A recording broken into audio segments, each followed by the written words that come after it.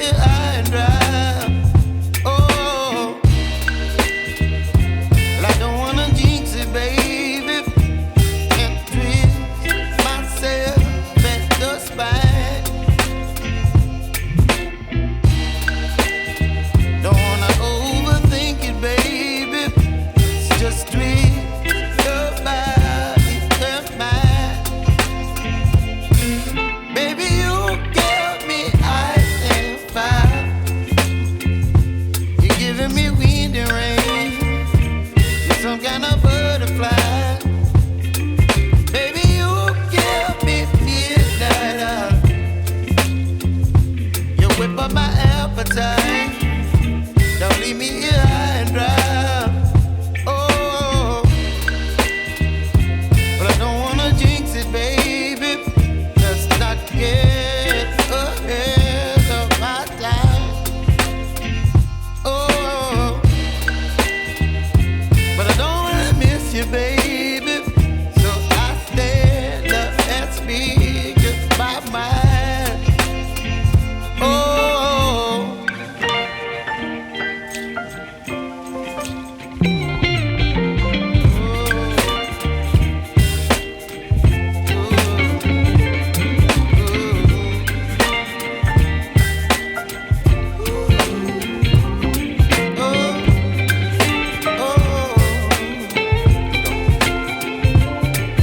Baby, you give me ice and fire.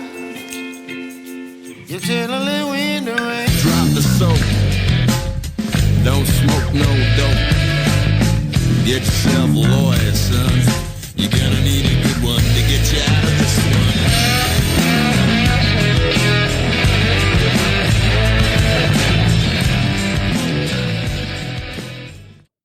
Hello there, how are you doing? Not so bad. How are you? G'day, Mr. Colgan. I'm drinking a Karpacki Premium, and it's a Polish beer, 5%, takes the edge off Takes the edge off what, one asks. life. But then again, do you want the edge taken off life, or do you want to have it fully rounded like an hour football? Oh, if you're not living on the edge, you're taking up too much room. Yeah, very true indeed. We wanted to give a shout out to people on the Discord. We do. The Hardy Bucks has a wild universe of fan fiction and Discord groups devoted to them.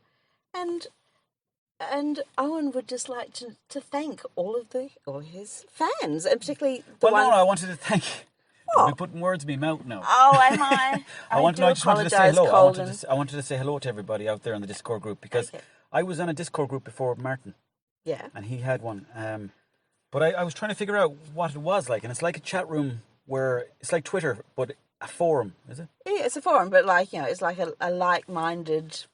Like Reddit. Yeah, basically. Yeah. Yeah, it's a chain of things. You can comment, you can post fan fictions. People take, loops of videos and Stick them up there. memes. You end up with who wants a smiley face emoji when you can have a viper emoji? That sort of thing.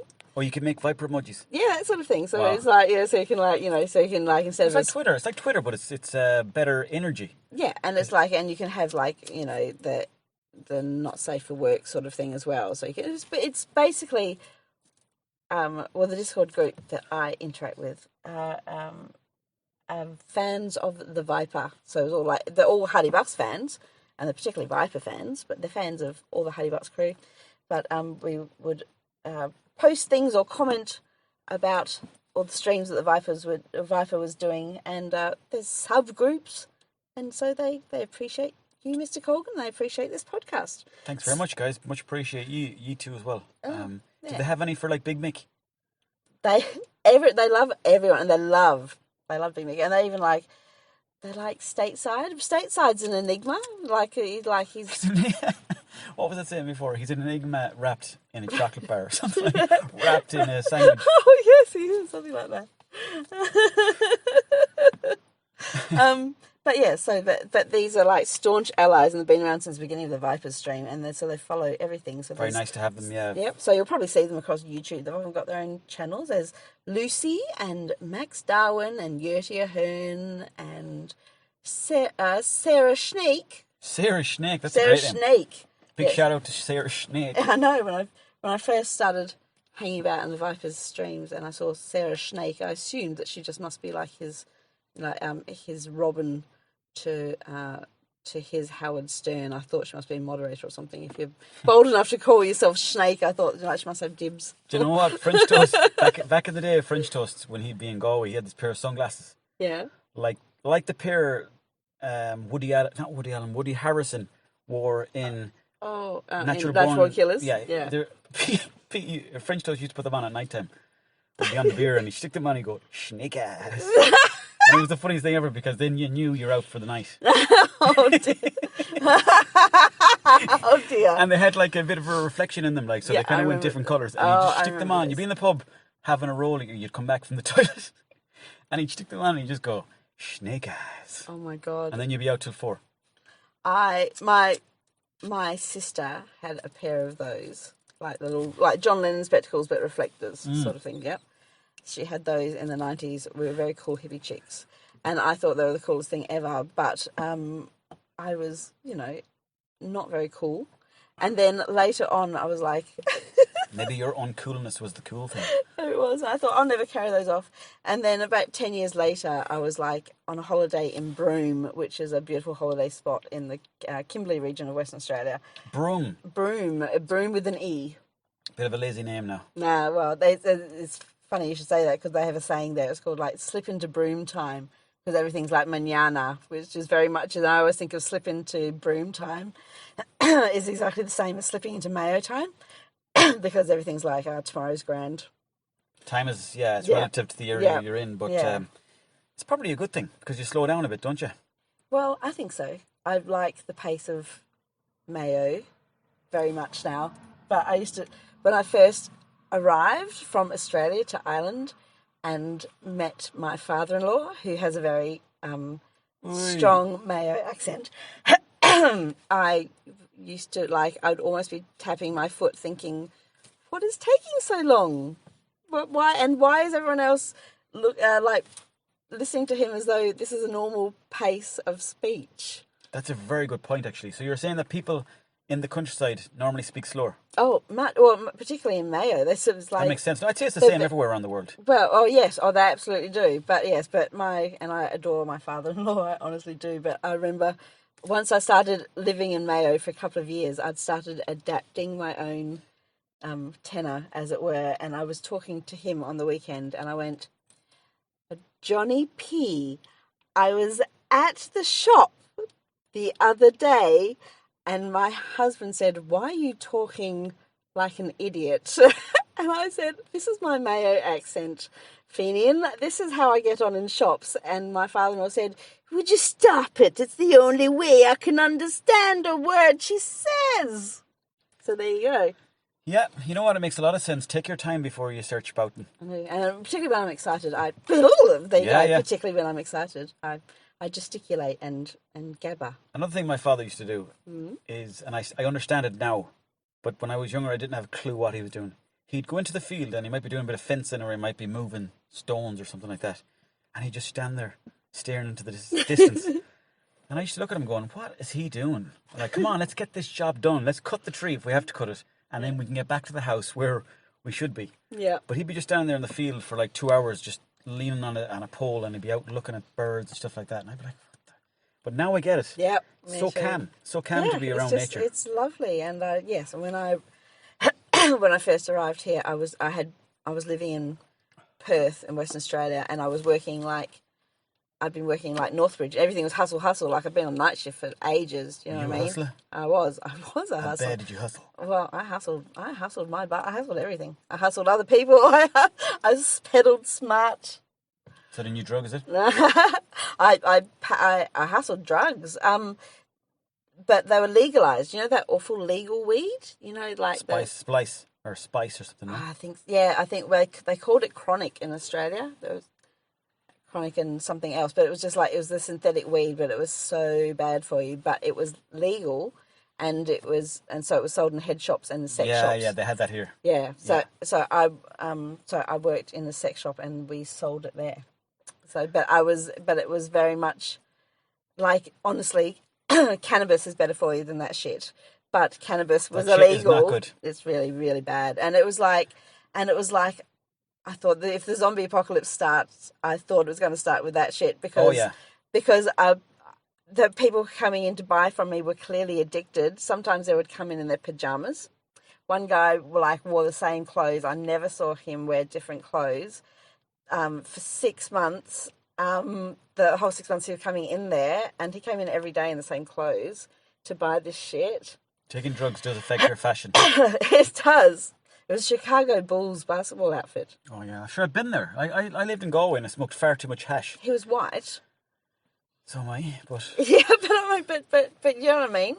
And because I was working in Perth, and there's like another city, probably about an hour and a half to the south, and they sold out down there, so people were driving all the way up in their pajamas to buy from the shop. And so I really felt like a pusher.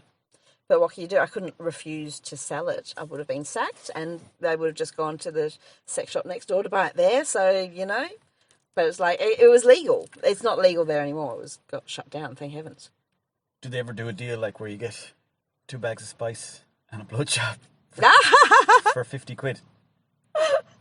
Well, you know, probably in the back rooms there probably was that sort of joke. Because to my consternation, because I used to work in the peep show as well as on the counter, and so I would be sometimes booked for a private dance, and I was always paid with cash, and I didn't do very many tips or anything like that.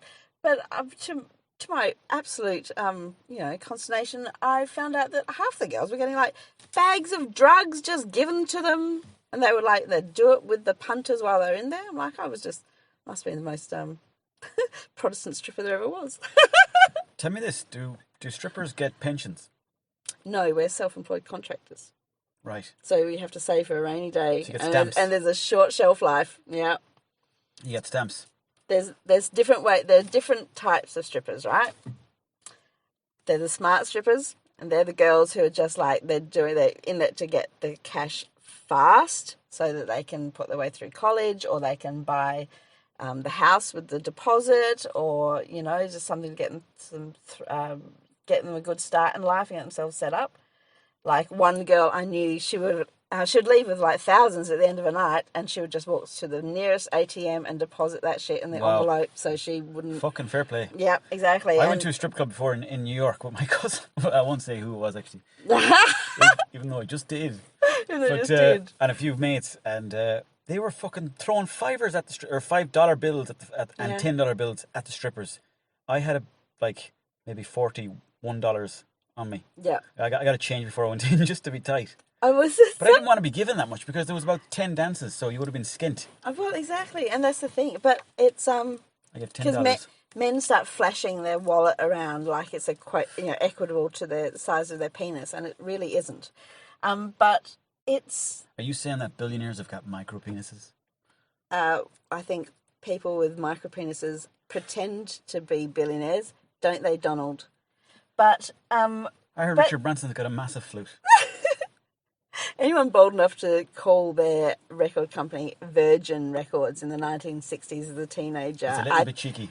must possess some cojones, no?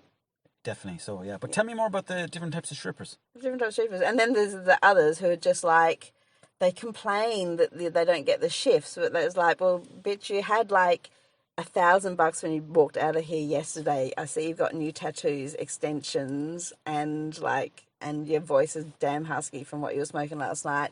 Don't complain to me that no one turned up for your Monday night shift, because you could have walked to the ATM and put that in, But Yeah. but I fell into it too. I'd be you just think, oh, it's so easy money. It's so easy. It's hard to go back. And you'd see girls who they work in the peep show, and they think, oh, this is awful. Men are creeps. I've made my money. I'm going to go and I'm going to go and get a real job, and they go and work in a coffee shop or a newsagent's or something, and they'll be back in a month. Not only because it was awful work for very little pay, you just couldn't survive. It's to pay the bills. I know, there were other girls I worked with in the strip and massage complex, where they were single mums at uni, and it was the difference between getting a massage at night or a private strip meant the difference between buying like a single roll of toilet paper to get them through the week, or maybe a luxury 6-pack, maybe even quilted. Do you know what I mean? Yeah. So the thing is, I'm all for it as an industry as long as a performer is doing it from choice. I mean, whatever gender, because there's certainly trans and male performers, whatever, in the stripper industry. It's just like it's when people feel economically pressured, like it's like, oh my god, like there's no hell like having to go and suck cock to get enough petrol money to drive to a day job you fucking hate just to pay electricity bill. So it's a bit like working in Sintra. Pretty much, although there's less cocks. You obviously haven't been in the stockroom of Sintra. I want to now, which segues very nicely into like, what was that Swedish sex party? You keep teasing all over the social media as like, I'll tell you about this. No, because I've been trying to tell this story about the Swedish sex party for the longest time. I thought you were saving it for Joe Rogan, but you just lay it on me, baby. I've been telling it, but see, the thing is, I'm trying to give it all it's worth, but when I tell it, it's almost like I keep forgetting bits. I'm like, oh fuck, I should have told them that bit too. Okay. And basically the story goes that myself and a few of the Hardy Bucks, we were over in Sweden for New Year's Eve. We went over for a week. Second time over there actually. So the excitement was there being on holiday. The Swedish people, they're all sexy in their sound and their good crack and accommodating, beautiful, and they like the Irish people as well. So that was nice. Well, we're all Vikings. Well, yeah, I suppose so. Yeah, but we were over there anyways, and I think it was the night before New Year's Eve, and we were in the pub having great crack, all excited, and then Martin goes, "Do you know where we're going tomorrow, lads?" And we're like, "No, where?" "A sex party." And we're like, "What?" What? Because you didn't really know what's involved at a sex party. You didn't know who's going to be there. Mm. Do you wear no clothes to it? Do you do you take off your clothes when you get inside the door? Yeah. What is the etiquette? What's the etiquette? It's a tricky thing. Do you take Viagra before you go in? Are you allowed to walk around when you've cracked a fat, or do you have to keep that shit under a towel? It's like the first time you've ever walked up to a buffet. Absolutely. You don't know where to put your hands. Exactly. And everyone was in the same boat. But also, buffet is slightly less complicated because the ham doesn't need to be asked if it wants to be touched. Because there's still that. Because, like, in swingers clubs, consent is still consent. Like, no means no. And of course, yeah, of course. But you do occasionally get the rotters in swingers clubs who walk in and go like, oh, well, if you're here, you want to. These men and women were very respectful. Well, I'm sure they were. They were all like, how are you doing? How are you getting on? Welcome. And then they're like, oh, you're the Irish guys. And we're like, yeah, we are, yeah. And then we just had like a slab of cider. I'm so tempted. Should I or should I not? I wonder how they could all tell that you were the Irish guys. Well, because like probably had fucking bloodshot eyes, and maybe I was wearing shoes that were 2 sizes too big for me and a long shirt that didn't fit me because I got it in a fucking second-hand shop. But I think they just... I thought you were already naked and they were judging. No. We were hanging out with... Like, we were wearing our clothes. We were standing there drinking cider in the corner of the bar. That's how they knew you were Irish. I know. You were all standing together in the corner of the bar drinking cider. Well, Eddie Durkin was mingling. He was mingling. Oh, well, of course he was, but he's... Yeah. Because he's got he's Liverpudlian as well. Yeah, that's probably part of it too. Yeah. But the rest of us were just looking on, kind of going, "Oh, this looks a bit fucking risque. Like, what do we say to anyone here?" Because everyone was wearing their clothes. Yes. They all had their clothes on, so we were like, "This is a bit of a shite sex party," because there's no one having sex. At the very least, I was expecting to see a pair of balls. Not that I wanted to. I just thought they'd be there. I was going to say, I noticed you said expecting, not hoping. Very different. Yes. Now, some people went there just purely to see balls. So, there was a bit for everybody. Well, But then we got pointed over to a door that had, polythene on the door. The guy was like, yeah, the fun is in there. So we walked over to it, myself and another 2 lads. I don't know where Eddie was gone. He's still gone. And I think one of the other lads had gone. I think he said he was going to the Jacks, but he could have ended up anywhere. Yes. Oh, well, that happens. But we went in anyways, and then that's where the whole shebang was happening. Mm-hmm. That's where the final boss was, and there was an old man getting his balls spanked. There was a threesome going on where everyone seemed to be giving each other a go. Yep. And there was a really tall couple. There's nothing like sharing. Well, it's a sex party. Do what you please. And it's all about inclusivity. No one likes to be left out. No, of course, yeah. So it's very awkward. It's like if there's one of you not doing anything, I would. Well, if you're standing there at a sex party drinking cider in the corner, you kind of stand out a small bit. just a wee bit. But then at the same time, one of the hardest things to do, well, not for everybody, but for most people, I think, is to go up to somebody and approach them and say, how are you getting on? And try to flirt with them, because then it's kind of like you're showing them straight off the bat that you fancy them. Yes. And like you're setting yourself up for rejection there. So when we used to go to like nightclubs or whatever, discos, it'd be fucking hard working up to anyone, because you'd be so like, if they reject me, the boys will all be laughing. And then you're kind of down. The peer pressure thing is a thing. Exactly, yeah. So Eddie was really good at that. He was going around to everyone chatting away. And us boys were kind of looking on, kind of. Maloney is the ultimate wingman. I could see. Well, I don't even know. I think he's his own sort of entity of bird. Well, he leaves a wake. He's a walking entourage, that fucker. Oh, he's a great man. It's like there's a trail of people walking along in Galway, and you think, what's going on there? And you think, oh, they're following Maloney. Yeah. I've been in the pub at 2 o'clock in the morning, and maybe there's 10 of us, and Martin will have a party organised for an hour's time where there's like 50 or 60 of us. Down the Galway beach parties, we used to always go down. Martin would rile up like 50 or 60 people, and they'd be all down there juggling and drinking buckfast and cans and shifting and everything like that around the fire.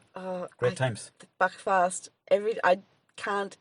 I've never tried it, and I never want to. It makes me puke just looking at the label. I look at the Hattie Bucks drinking. I think, oh my god, how can I even put that in my mouth? I know from looking at it what that would taste like. Geez, that's some septic stuff, that buckfast. But you know what? Though, once you get past the 5th mouthful, it's not too bad. The 5th. It's just like it's like drinking paint. But like, once you get past the 5th mouthful, you're like, geez, fair play to the monks, they did a good job. Oh my god. Because there's a lot of caffeine in it, so you kind of get a bit wild, and you start. Really? Oh yeah.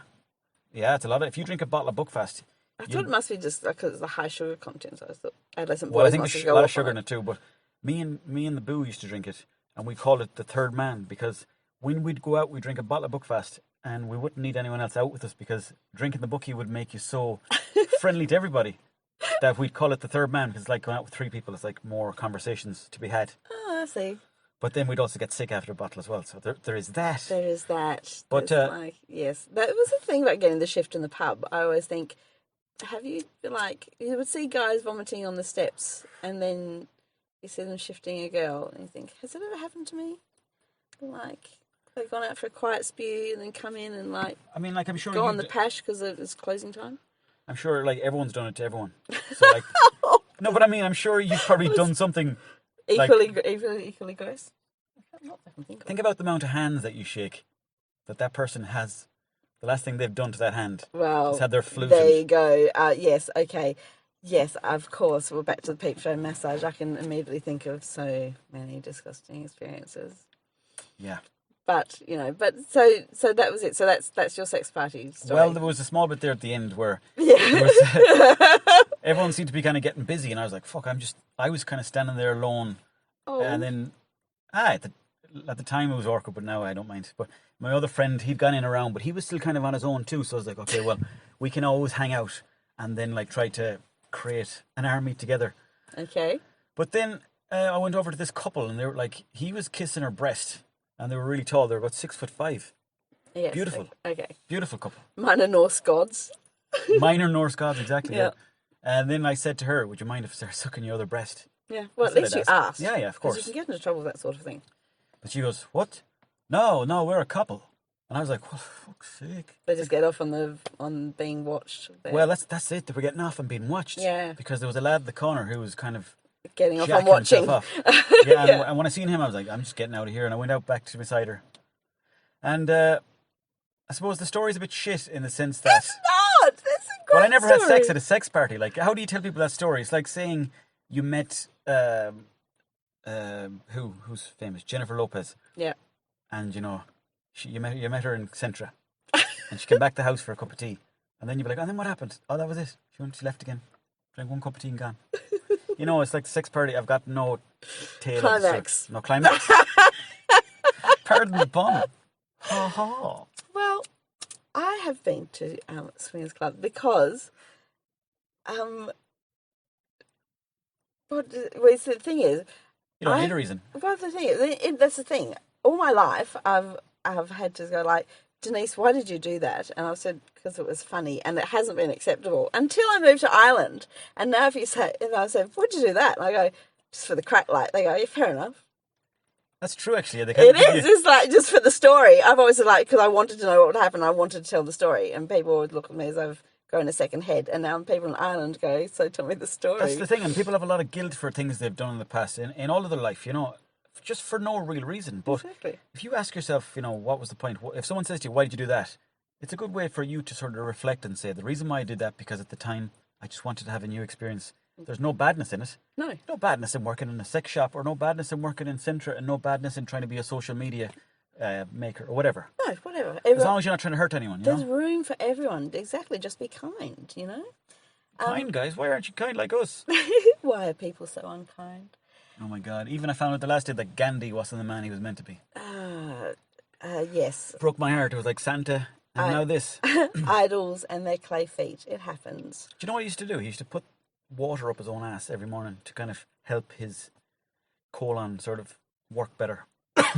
That doesn't, Gandhi. But that doesn't worry me. That's just an enema for health. What worries me is he used to put his 11-year-old great niece in bed with him naked to test his own fucking chastity laws. That is also a lot weirder. Now that you say it. That is very weird, yeah. Yeah.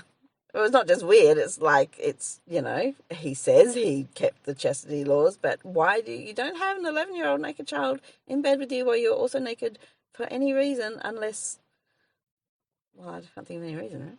Do you know why I started realising I think Gandhi's dodgy? Why is that? I heard he came to London for like a summer. Mm-hmm. I don't know when it was, but he came to London, I think, for a summer, maybe a year. And I thought to myself, he's all the way away from his own country there. Like, and he's having a bit of crack. He's on holidays. He's probably meeting a lot of people, and they're all like, "Wow, tell me more, Gandhi."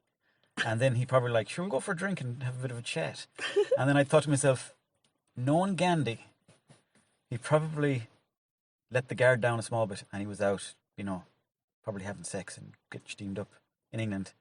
And then I looked into it a bit more, and it turns out that he used to, as you said, have his niece in the bed, and he used to ask, like, apparently people to fucking clean out his pipe as well, you know, and clean out his colon and stuff like that, and just weird fucking stuff. Yeah. But you never hear about that. No, you don't. It was like Mother Teresa, okay? Now, I flirted... Don't you say anything about her. Oh, for heaven's sakes. She's a saint. Well, they're trying to. Oh, I think they did. Oh, they did, didn't they? Of all the ridiculous nonsense. But they, Is that canonising? yeah. I mean, she was mad as a cut snake. And all her, and her vows of poverty, like, one of my friends met one of her ex-nuns, you know, one of her cult. One of her ex-nuns, Christ. Yeah, and so, like, you know, went over because she was like a Catholic and she wanted to be a nun, and And she a bloody wanted good one. and she wanted to, you know, serve humanity, and she bought into the myth of like Mother Teresa and all these poor babies. But she got over there and found out that, like, you know, Mother Teresa, she was basically just warehousing them. She wasn't helping anyone because she was, you know, she wasn't helping anyone. And all the nuns that worked, they were allowed like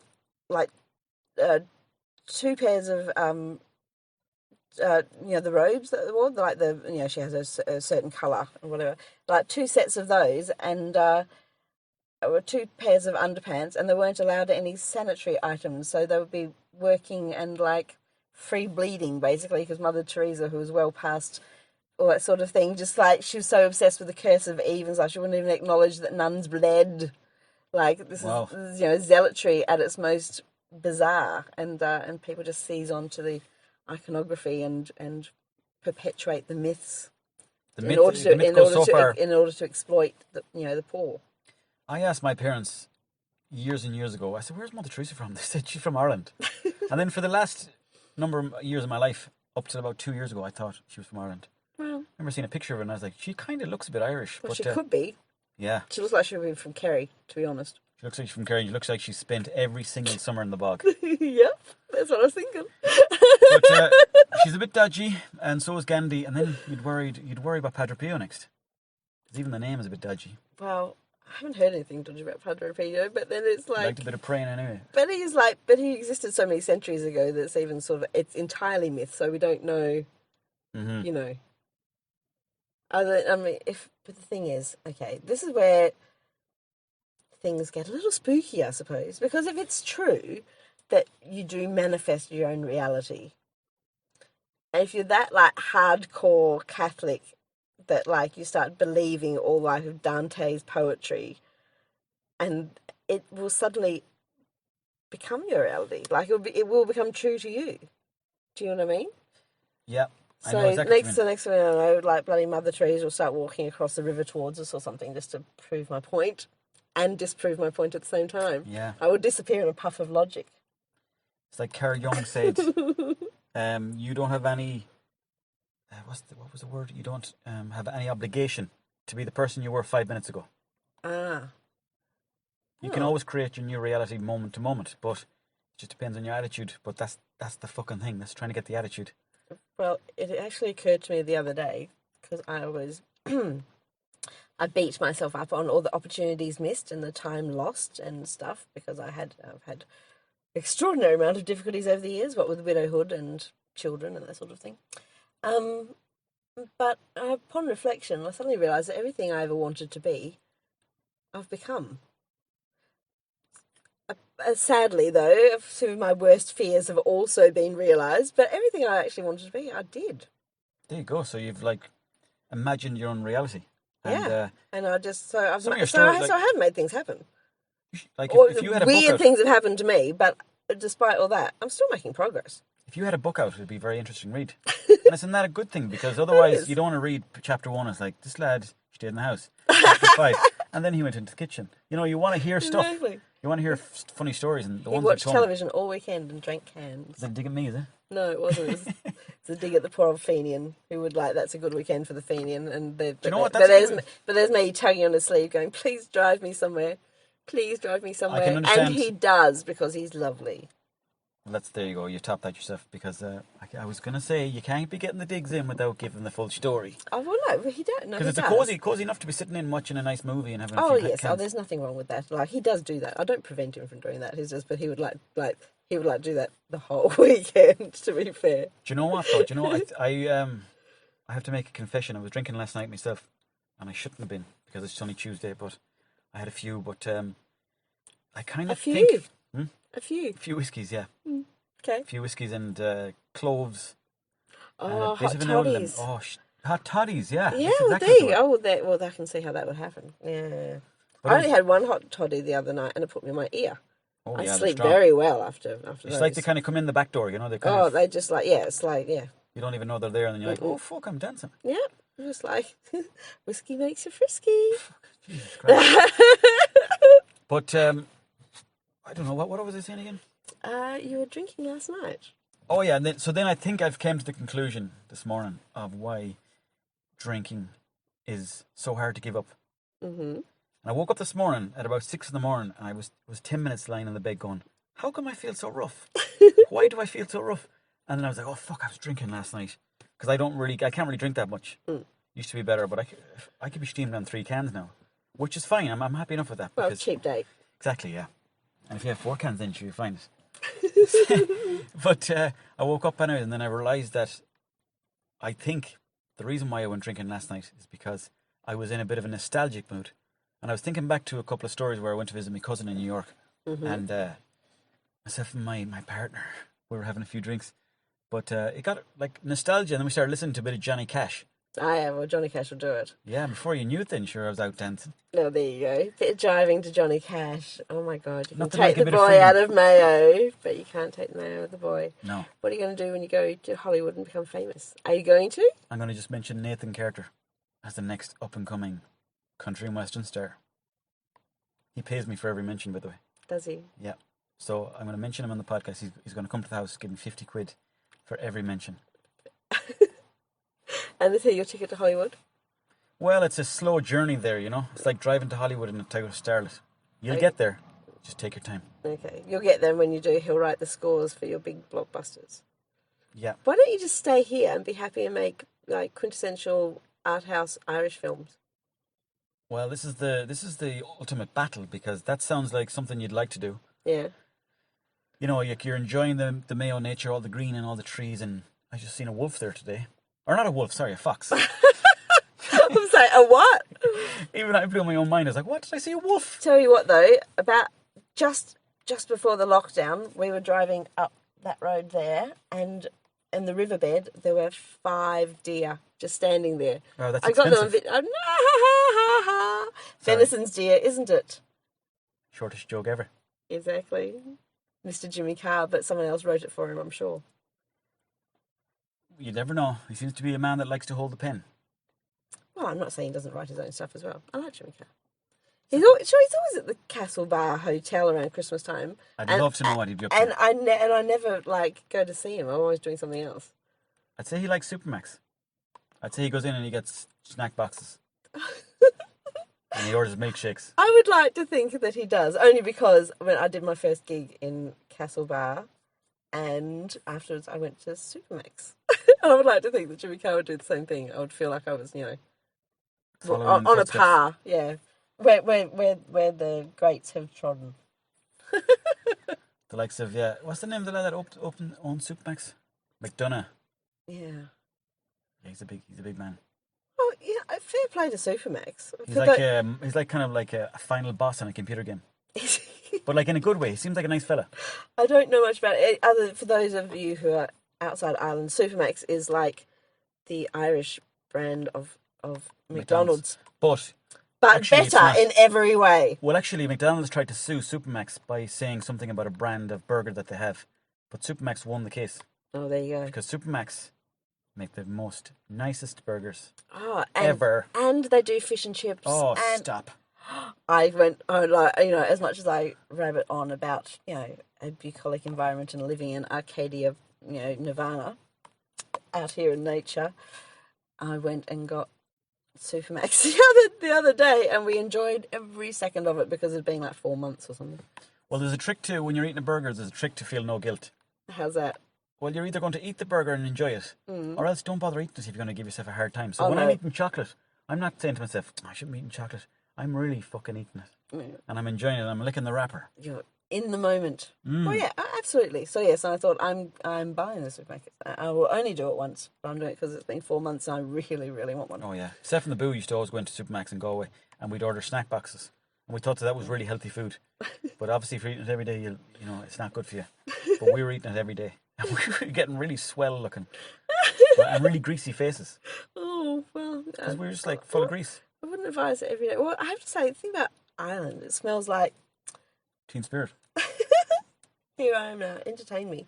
Look, when I was a kid, and I was a kid a very long time ago, whenever you went and get, hot chips, you'd get it in, a bucket that had, a cup, a plastic... not plastic, a paper cup, and it had newsprint printed on the side. Oh, yeah. Because, do you like a diner or something. Yeah, because fish and chips used to come wrapped in newspaper, but then they stopped doing that. They started doing it in the takeaway paper cups, but they put newspaper print on the side of it because of the nostalgia thing, because it's the newspaper, right? But everything used to always smell of polyunsaturated vegetable oil. Everything is it's so 70s. It's so Women's Day magazine and that sort of the old Crisco, but Ireland still uses it. All your chips are it's all just everything's just it's vegetable oil all the way. Oh yeah, and when we were younger, we used to have the deep fat fryers for the chips. And I remember one lad in my school, he used to eat chips every single day of his life. And it got to a point where when I was hanging out with him, he was sort of morphing into a chip. And he smelled like deep fat fried oil. Oh, well, it would. You'd start sweating out through. I mean, imagine how you metabolize garlic. Some people metabolize garlic differently, so you sweat it differently. These were nice chips, though. Our town had they had the green door and they had Mr. Chips, and they were lovely chips. Still, it's not nice to be sweating. Sweating viscously. Is that even a word? Viscously. Viscously, yeah, it could be. Sweating in a viscous fashion. But he got that from his father. He was the chip off the old block. Oh no! I'm so sorry. Oh my God, that was a long walk, and you took me off a tree and cut it down on me, you prick. And that's such an evil thing to do, and I apologise. It was. It's so good. I kind of feel like I got sick at my own mouth there, because that was oh fuck! I didn't even know. I didn't even want to say that. I'm sorry, because that really gave me the willies when I said that. It was just you should be ashamed of yourself. I actually went a bit red when I said it, because it was just that pathetic. But when I realised it, I was like. I do apologise to all the people in Discord for that. Okay. You should get down on your knees and pray like a good friar. Oh, that's a good one. Yeah. That's a good one. Took me a second. Yeah, still trying to register that one. Speaking of Discord, okay, so Lucy from Discord wanted to know, what do you think of people who used to just be on soap operas or series and then turn into big motion picture stars? You mean the likes of Chris Hemsworth or Michelle Keegan? Those kind of people. I don't know who Michelle Keegan is, but I know who Chris Hemsworth is. He used to be on Saddle Club, and then he was on He was on Home and Away. Home and Away. Yeah, which and now he's everything. My daughter is in love with him, and this is more disturbing. This one is the 9-year-old daughter. She's just discovered the Marvel Universe movies, and Chris Hemsworth is the one for her. I'm a fan of the other brother, to be honest. The one of the minor Hemsworths. They don't. Oh, they Todd. Todd. He always auditions for movies, but he never gets them. The fourth little known Hemsworth. We knew that there was Liam and Luke. Yeah. Look, there's only 1 degree of separation between. Oh, there's probably only 1 degree of separation. Have you met Chris Hemsworth? You're going to tell me that you've both shook hands with him in the men's bathroom or something now? No, I never met him, no. Okay. I've only met like 3 celebrities in my life. Every other person that considers themselves a celebrity that's met you are just like... What do you mean? I don't get it. Well, I'm laughing because you have met probably loads of loads of people who can, particularly just in Ireland alone, who consider that they are A-list celebrities. No, I mean Chris Hemsworth. Like he's. Oh, you mean like big? Okay. Every part of the world, if you said the name Chris Hemsworth, people would probably know him. Thor, like, is a big movie. Well, it is, but that's a serious level of celebrity, isn't it? It is, but there's only because I come from Australia, and Australia's population is so sparse, and the art community within that population is even smaller. Mm-hmm. Because I know people in theatre from Perth or movie screen just from Perth. I know there's 1 degree of separation between me and really like the Chris Hemsworth of the movie world and things. It's I did 2 weeks placement or a week's placement when I was an education student at a theatre, and I met the manager, the artistic director's daughter, and now she's in the Spider-Man movies. Do you know what I mean? Yeah. It's just one of those weird things. And also my oldest daughter, it was one of those things. She was so excited. She was an extra on a Simon Pegg movie shot in Perth. Mm-hmm. And she was rapt because she just adores Simon Pegg. But she gets to shoot, and he's already wrapped and gone home. But that's okay. But she gets to be in the scene with the major star, Teresa Palmer, and Teresa Palmer's really big. And Teresa Palmer is just gorgeous, and was the whole day was chatting to my daughter and being really supportive and saying, "Oh look, I started off as an extra on other little films, just keep pegging away, and you can get there too." And she was really nice, no ego. She was just down to earth and really gorgeous. And she got bumped into, literally trodden on by what is his name? Callan Mulvey. He's in the Marvel films too, but he's an Australian actor, been around for ages. But he bumped into her, and she's like, "Oh, I got touched by Callan Mulvey," and there was a minor Hemsworth in the film as well. So anyway, so there's degrees of separation.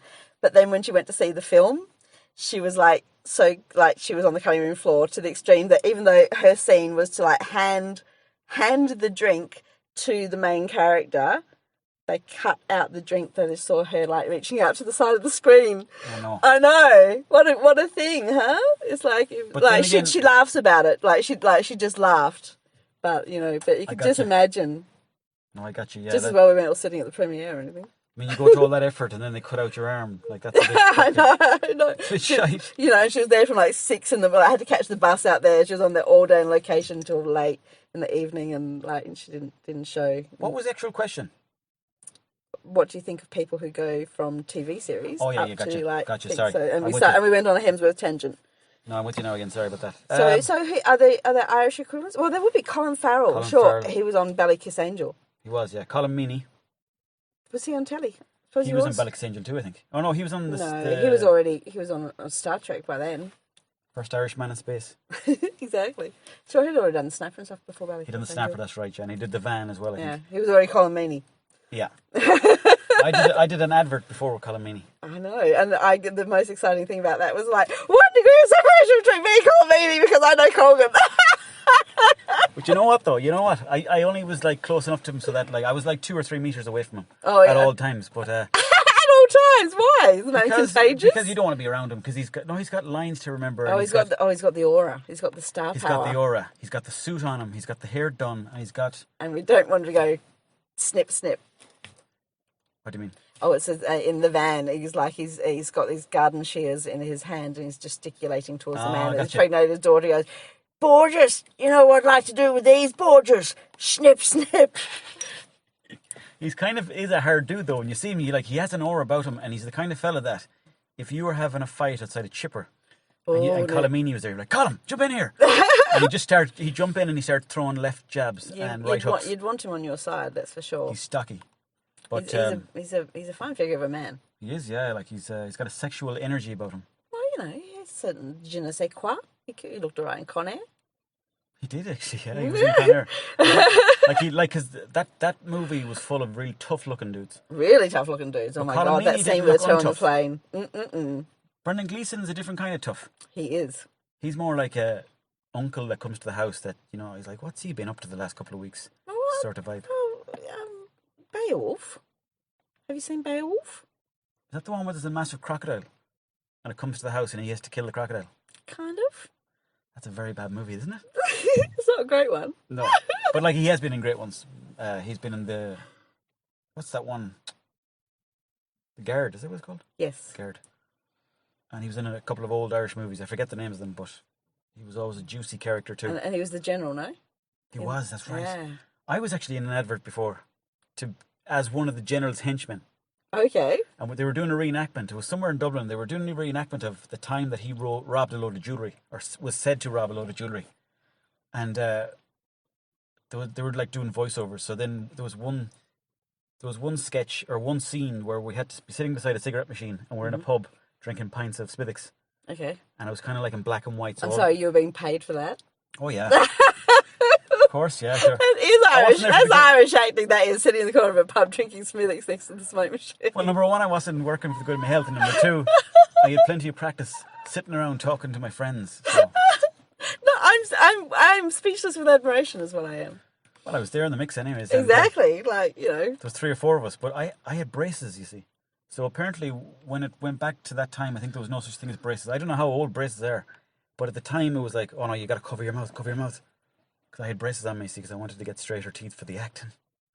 But anyways, I had to keep my mouth shut, so then I was just kind of nodding for the whole show. For the whole documentary, I was just nodding the whole time. All I can think of is that episode of Friends where Ross is overwhitened his teeth. Overwhitened teeth, yeah. It was like that. It was like that. That's brilliant.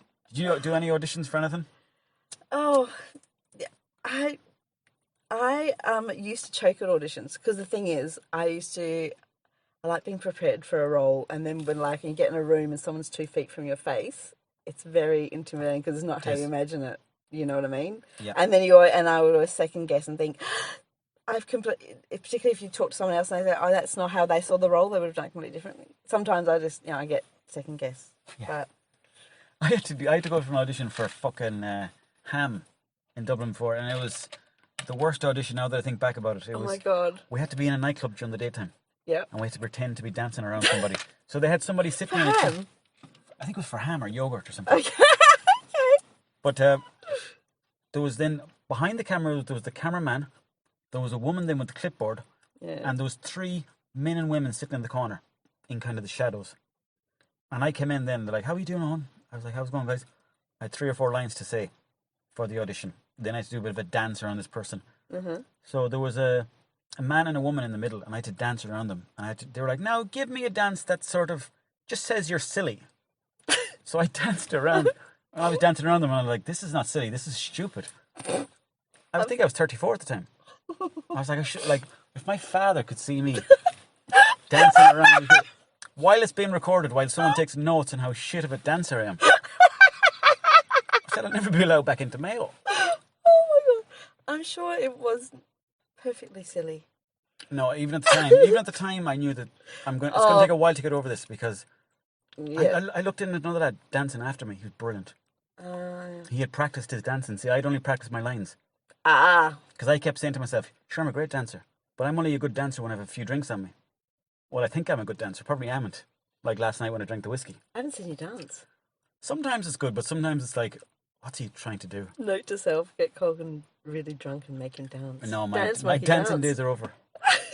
No. It's left in French toast now. If we're at a wedding together, you'll get us out jiving. Oh well. And we'll be spinning the legs. Oh Bit of well. salsa thrown in there for good luck. Did you see?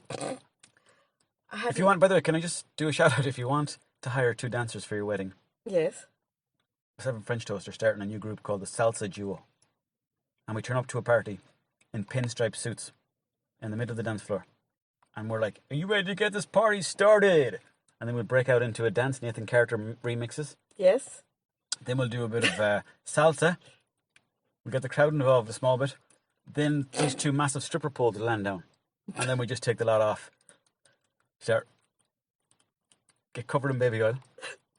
Baby oil. Right? Mm-hmm. Start slithering around the poles. People start walking up to us. And I'm seeing this so clearly. people start walking up A little too clearly. Yeah. Everyone walks up for their round and we have sex. Sex? Yeah. This That's is. part I'm of sorry. it. This was weddings. Well, it can be funerals too.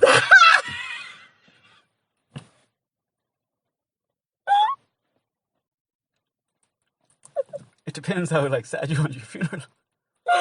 I mean, and that's not a dig because obviously that's an important time, but No, mainly weddings because the mood is up. Well, it would be. It would certainly be up after that. Well, lots of things would be, I would imagine. It's half price over 60s as well. We'll dance from 25 up. From 25 up. Yeah. Alrighty. Oh my lord. And I'm seriously frightened now. I haven't seen French Toast for a long time, but I we'll saw. bring our own lube as well. So you're going to worry about that. Well, he is, of course, very good friends with Cowboy, and there was mentions of weddings on a social media site the other day, and I just thought, can you imagine paying for a wedding with all the Hardy Bucks present? Wow. Imagine paying for the drink at a wedding of. Well, actually, we Sure, the Boo. Was that a big wedding? Were there lots of Hardy Bucks at the Boo's wedding? Well, I'll tell you a wedding where everyone was there. Okay. Eddie Durkin in a massive tent. Marquee. Sorry. Yes. He ordered in a keg, which I know it's like an old idea, but No. I was wondering if I could do that because that's what we do in Australia. I think he might have even got 2 kegs. There might have been cider. Oh, so and there would Guinness. be more than one keg, surely. I think there could have been 3 actually. No, Yeah. Or I'm sure he It had would a have few been a more, couple but of kegs. let's just say 10. Okay. And there was a great gang of us there at the wedding, and we all had our own tables, and it was out in a field beside a house he was renting. That was the best wedding. Well, best of my friends' weddings, I'd say. I've been to a good few weddings actually, cousins, my own family, different people. They've all been great crack. They're good fun, the old wedding, but the way Martin did it was different anyways, because normally you kind of rent out a hotel and something like that. Yeah. But he did it in a big marquee, and it was good and bad. Good in the sense that you could stay up all night, but bad in the sense that you could stay up all night. Yes. And we stayed up all night. Next day, people were waking up and were like, "Who are you? Was I talking to you last night?" And people were hungover. Gavigan was there as well. Oh, yeah. Have you met Chris? Just the once in Galway at one of Martin's gigs, and he was lovely. He was really sweet. He's great fun. Yeah. Chris. He's like, really clever and easy to talk to, and Yeah, really nice guy. and a juicy character. Nice. He's a bit like Colin Meaney in that you like to see him there.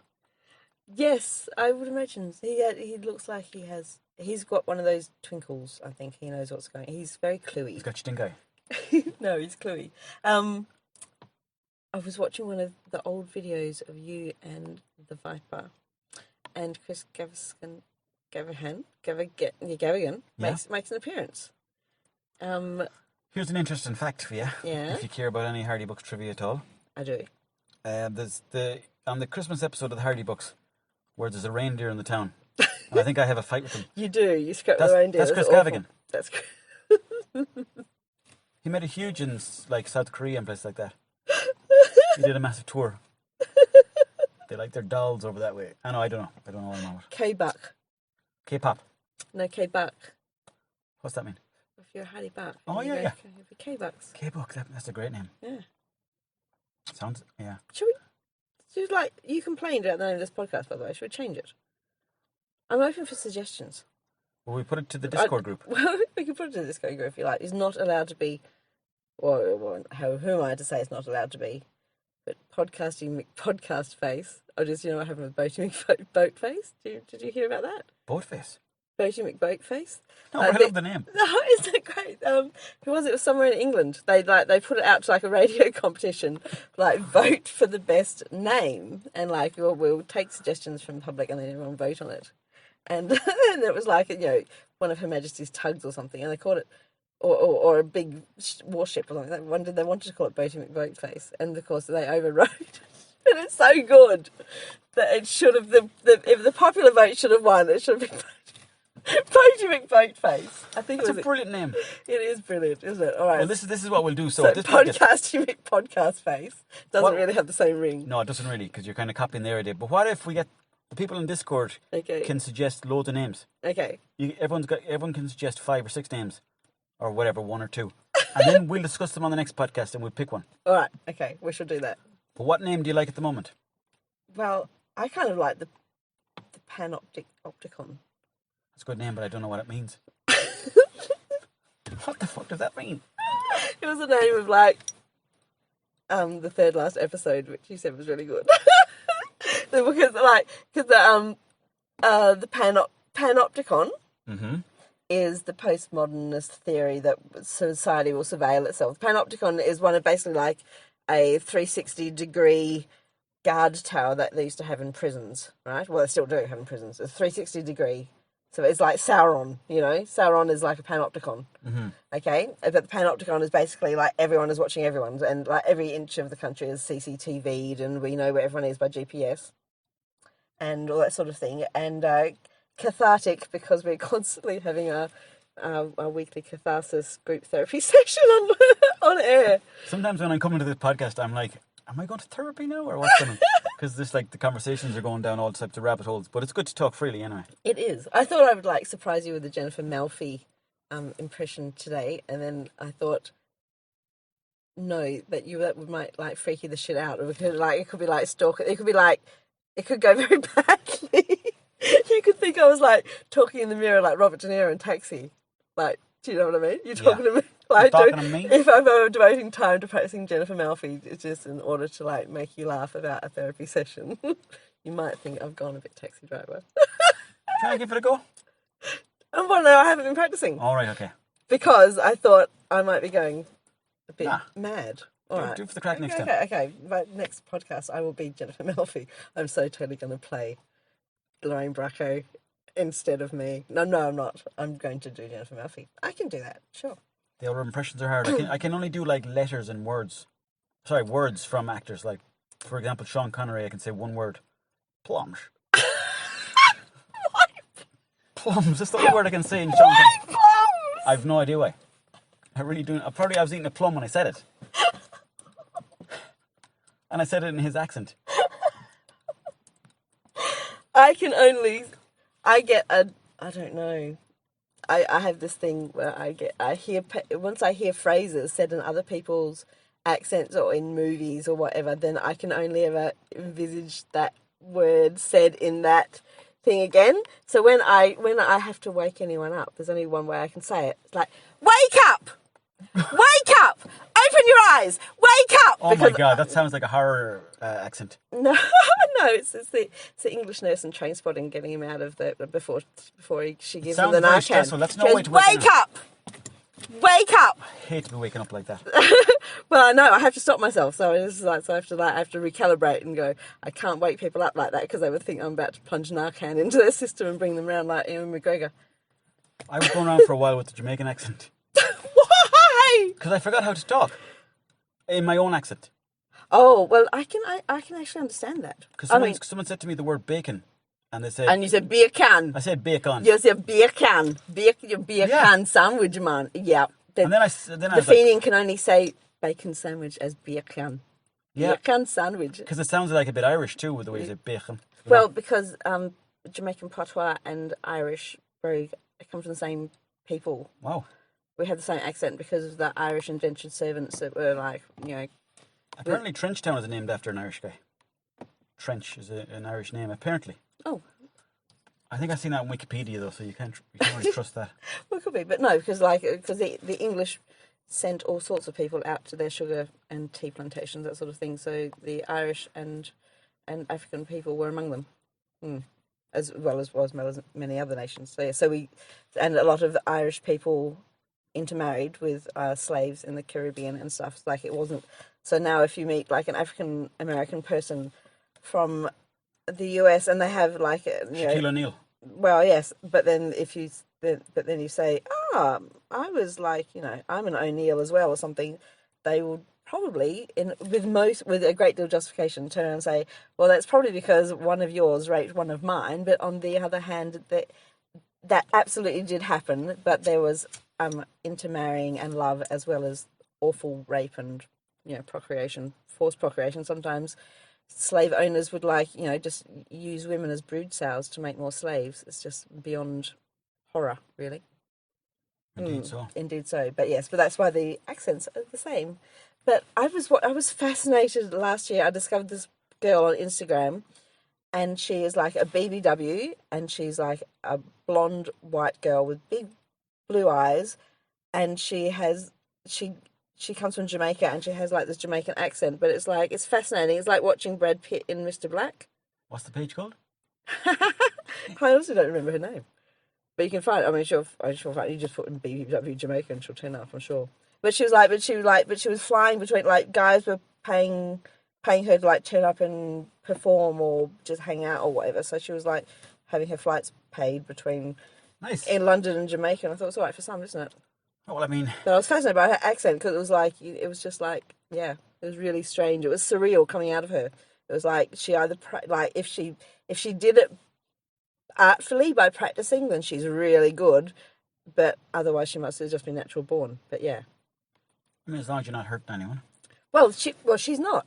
I mean, if she was born in Jamaica, that's her accent. She has every right to use it, yeah? For sure, yeah, definitely. Exactly. Yeah. And it's one of those things. It's like, do you remember Porridge? The prison series? show from England. Yeah, with Ronnie Barker in it. I did. And there was like... I do, sorry. And there was a man of colour in there, and he had a Scots accent. And it was sort of like a joke in those days that there was like, a black man with a Scots accent. Because it was only the beginning of multiculturalism. Right. So... I didn't watch the show that much. Yeah, well, we, in Australia, the Australian Broadcasting Corporation got all of the BBC's like second handies, so it was like cheap, whatever. It's why I sound so terribly not me. So terribly not terribly Australian, because while other people were watching Neighbours, I was watching, Keeping Up Appearances with Hyacinth and that sort of thing. Keeping Up Appearances with Hyacinth. Jesus, she was a pain in the hole. She was. And the husband wasn't any better. Richard Coming Sheridan. there. It's pronounced bouquet. And when they used to go to that uncle's house as well, the fella that you saw was wore the vest. That family gave me the willies altogether. Well, it's like I started off as like I started off as like Daisy and Onslow, and then my husband passed away, and I ended up being Rose. And I think I'm still sort of Rose, caricaturing myself, tottering around in high heels and miniskirts with like Mr. Butterfield in hotel rooms. It's because I'm very northern, I think. What about the name Onslow? Onslow, it's a great name, isn't it? And they had a giant like wolfhound sort of shaggy thing that would leap out of the car parked in their front yard every time Product Hyacinth walked past. It's daggy. I don't know how to translate daggy. Never heard that one Irish. before. Well, it's an Australian word. It kind of means corny, but in an endearing sort of way. Like it's Hyacinth also thing. It is very sort of like, corny and not terribly, but like it was gentle. Yeah. You could have it, like I It's kind of laughing at yourself. It's laughing. Well, it's laughing stuff, but also it's like not really. Look, it's implied naughtiness, but there's no like sex or violence. You can watch it. You could watch it with like your dinner on your lap in front of the telly with the kids on the carpet, and you don't have to turn it off. Whereas there's nothing like that anymore. Do you know what I mean? Now, Yeah. like, if you want to sit at the table with the television on at a tea time sort of hour, then you have to watch like YouTube videos or something, because everything is sort of that is contemporary comedy. Like okay, I'm not going to show my kids the Hardy Bucks yet. She's obsessed with Slug. She loves Slug. Slug is very good. Slug is very good, but and Sure, the Hardy Books too. and she hasn't. Well, she's discovered the Hardy Bucks, you see, but she's not allowed to watch them yet. Well, it's on YouTube, so. No, it is on YouTube, but she's on Child Lock. Got her in child lock. She's on Child Lock. She can't watch the Hardy Bucks. I show her pictures of you. Right. Hope you bought them online, did you? Should have printed them off Google. No, the ones I take of you when you Christ. before you wake up, before the Prohypnol wears off. Very dodgy thing to say. Well, it is, but it's also obviously a joke, so it's not. Let's go back to the Offending bouquet. anyone. What was that family called? The bouquets. Yeah, it was like everyone said like Mrs. Bucket. It's pronounced bouquet. Pronounced bouquet. That's right, yeah. Well, I think the lesson from that show was that it shows you that if you're very uptight and you do everything by the book and you live life perfectly to the T, to the letter, to the rule, you can have a very nice house, nice car, nice clothes, always have a cup of tea, but you'd be a bit uptight. You would be with the Royal Doulton with the hand-painted periwinkles. You spend all your life panicking in case someone drops it. That's the problem I have in my life, is that sometimes, like when you try to be productive and you try to do your to-do list or whatever, Yes, and then you do something. I've heard of it. Sometimes it works for me and sometimes it doesn't, but sometimes if I have a good Monday, Tuesday, Wednesday on my to-do list, Yeah. then by Thursday or Friday it'll start slipping. Okay. And I'm always like, fuck, I can't keep it going. I just can't keep the momentum going. Because being good is really boring. That's the thing, you see, yeah. You're a bit uptight if you start living perfectly, but maybe not, I don't know. I don't know. I fear automation. You fear what? I said it wrong. I always say that wrong. I don't know why. Automaton. Fear becoming automaton. Just like if you live by everyone else's rules. So you just become, creatures of habit. And like, I had a friend once who, like, she used to go away for holidays, like weekends away with like a bunch of her, friends that she'd known for a long time. So they're all, well, I suppose they were the same age as I am now. So I was, in my 30s then. So then to me then they were older chooks, But they were like women of a certain age. But they had become creatures of habit, living by themselves. That like one of them used to freak out if she couldn't have exactly the same breakfast that she would have, like at home, and it was like something specific, like a certain brand of cereal with an apple chopped up in it, which you can't find just anywhere. It's not on the menu, so it was a pain in the ass for everyone. But she would just like, if I don't have that, my whole day's off. And it becomes a whole thing. I'm like, and that's why like the thought of routine just terrifies me. Yeah. And I can't, and the thought of, a 9-to-5 job now, thought of going back to work at like a checkout and someone else telling you what to do between 9 and 5 all day. Well, sometimes that's not too bad either, but sometimes it's a pain in the hole. Well, depends on your boss. Well, I've been like, I'm old. I would have been, first time I did that I was 16, do you know what I mean? Yeah. I don't want to do it anymore.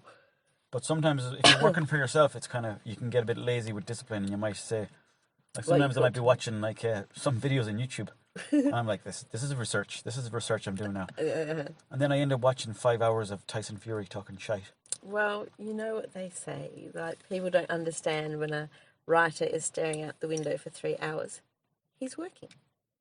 I think there's a difference though, the way your mind works when you're looking at a screen than when you're looking at the nature. Oh, absolutely. And I go down the YouTube rabbit hole far too frequently. It's the thing about the phone is that you're looking at it and you're like, I'm just going to go on this for 10 minutes. Yeah, I better check to see there's no messages I've missed or anything, and then you think, oh, there's no notification from that, and it just takes you away. That's the thing. If you can break the chain of notifications and turn your phone at least on silent and turn off the vibrate. I don't even know how to turn off the vibrate on my phone. Okay. It's always shaking there in the corner. It's like, look at me.